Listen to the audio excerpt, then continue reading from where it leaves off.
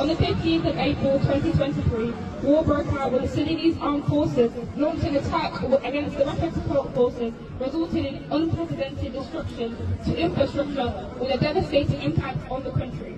and its people through the loss of thousands of lives and displacement of millions of people.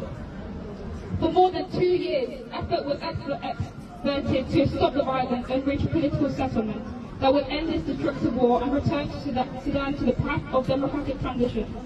However, the Sudanese armed forces and its Islamist allies rejected every effort presented to engage in negotiations in the talks, hosted by the Kingdom of Saudi Arabia and the Geneva negotiations, sponsored by the United States.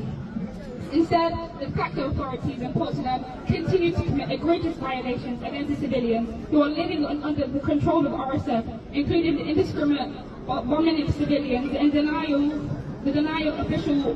documents and educational services, the prohibition of carrying out their humanitarian duties, and denial of banking and internet services.